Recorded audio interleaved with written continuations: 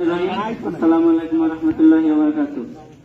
আমার ছোট ভাই আবু সাইদ, যারা পাড়া প্রতিবেশী আসেন, আপনারা সবাই ওরে চেনেন। ও একজন ভালো মেধাবী ছাত্র ছিল, সে এখন আমাদের মাঝে নেই। আপনারা সকলে দেখছেন আমাদের পরিবারটা কিরকম অচল পরিবার।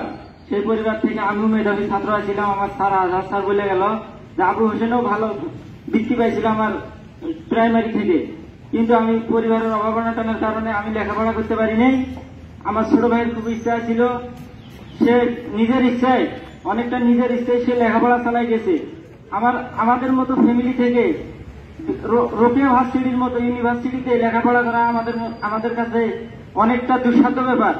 সে 2010 সালে প্রাইমারি পাস করে জাফরপাড়া থেকে, তারপরে সেখান থেকে গিয়ে ভর্তি হয় খালাসি উচ্চ বিদ্যালয়ে। সেখান থেকে এসএসসি পাস করে A+ পেয়ে, তার পরবর্তীতে সে রংপুর সরকারি কলেজে ভর্তি হয় ইন্টারে।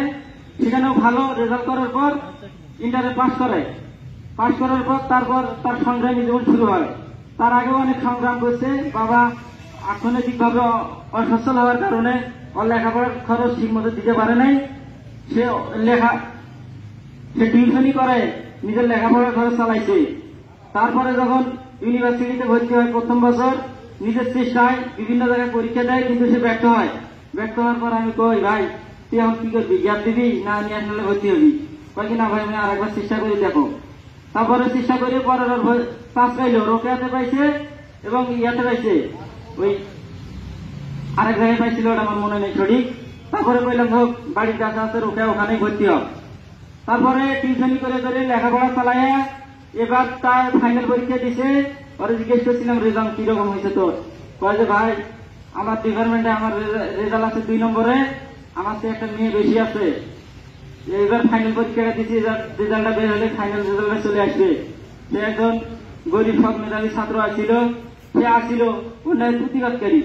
সে আন্দোলন করছে, ঠিক আছে, সে একাই করে নাই, তার সাথে তার যারা সহপাঠী ছিল সবাই আন্দোলনে শরীর হয়েছিল।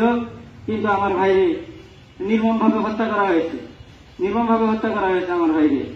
অনেক ছাত্র ওখানে উপস্থিত ছিল, সবাই আন্দোলন করছে, আমার ভাইরে গুলি করে মারা হয়েছে। আমি এটার বিচার চাই। আর আমার ভাইয়ের জন্য সবাই অন্তরের অন্তঃস্থল থেকে দোয়া করবেন। আর যদি কারো পাওনাবাদী থাকে আমাদের সাথে যোগাযোগ করবেন। আর আমি চাই, আমার ভাই মারা গেছে, সারা দেশব্যাপী তোলপাড় হয়ে গেছে। আমি চাই এই আমার ভাইয়ের আত্মত্যাগের বিনিময়ে যেন ছাত্রদের যে আন্দোলন সফল হয়। আর একটা মায়ের বুক যেন খালি না হয়।